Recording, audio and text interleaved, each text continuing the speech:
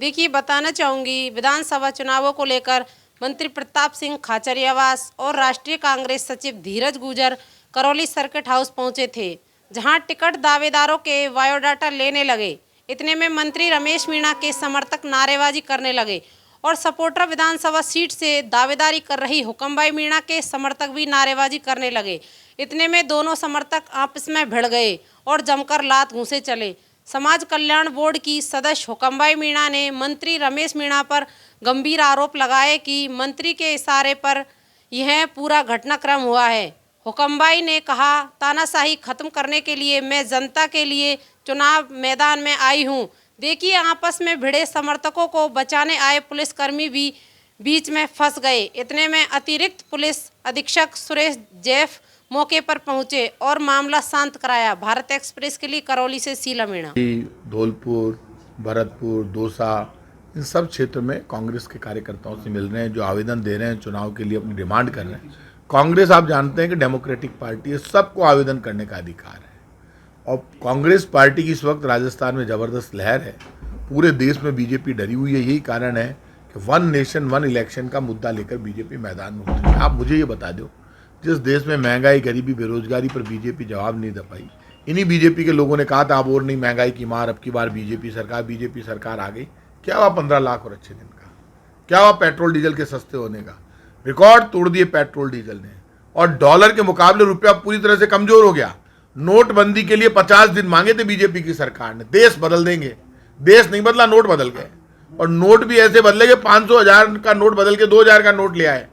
अब 500 हजार का नोट बदलने में, 2000 के नोट छापने में 50,000 करोड़ रुपए खर्च कर दिए। जो 50,000 करोड़ रुपए खर्च करके 2000 का नोट छापा, उसको बंद कर दिया।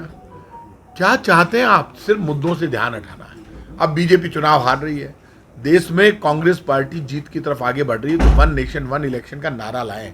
माहौल बनाने के लिए हमें देश की चिंता है। भाई साहब, आपको देश की चिंता नहीं है? देश की चिंता होती तो भूख से, गरीबी से, बेरोजगारी से, महंगाई से, भ्रष्टाचार से लोग आत्महत्या नहीं करते। देश के हालात बहुत खराब है। राजस्थान मॉडल स्टेट है जहाँ पे काम हो रहा है। कांग्रेस की सरकार राजस्थान में 500 रुपये में सिलेंडर दे रही है, 25 लाख तक का इलाज फ्री है, 100 यूनिट तक बिजली फ्री है। बच्चा जाता है एग्जाम देने के लिए रोडवेज की बस में फ्री में जाता है। महिलाओं के लिए आधा किराया लगता है। सैनिटरी पैड फ्री है। राजस्थान एक मॉडल स्टेट है जो महंगाई से लड़ रहा है, गरीबी से लड़ रहा है। जिले में टिकट वितरण का क्या आधार है? सबसे बड़ा आधार एक ही है, जीतने वाला होना चाहिए, जनता में पॉपुलर होना चाहिए। जो जनता की आवाज़ बनकर जनता में पॉपुलर होगा, जीतने वाला होगा, उसको सम्मान। मेरे साथ आज क्या है कि हम बायोडाटा देने आए थे और हज़ारों की तादाद में मेरे साथ कार्यकर्ता थे। तो मेरे कार्यकर्ताओं को उनके रमेश मंत्री जो हैं उनके कार्यकर्ताओं ने मेरे कार्यकर्ताओं के साथ मारपीट की और 3-4 लोगों के साथ इतनी मारपीट की कि उनको हॉस्पिटलाइज करना पड़ा। और मेरे भी साथ हाथ से बायोडाटा लेकर के उन्होंने बायोडाटा फाड़ दिया कि आप बायोडाटा नहीं दोगे यहाँ पर आके। तो मैंने कहा मैं क्यों नहीं दूंगी बायोडाटा? कि नहीं, हम नहीं देने देंगे, हमारा राज चलता है यहाँ पर। इस तरीके की गुंडागर्दी ये कर रहे हैं और क्यों नहीं बायोडाटा देंगे कि आपका बायोडाटा दे दो, अब देने से कोई फायदा नहीं, आपका बायोडाटा ऊपर भी नहीं पहुँचाया जाए। और इस तरीके से इस तरीके से मेरे साथ मेरे लहंगा पे पैर रखा इन्होंने और हाथ से लेके मेरे को धक्का मारा। किनके समर्थक के साथ झड़प हुई थी?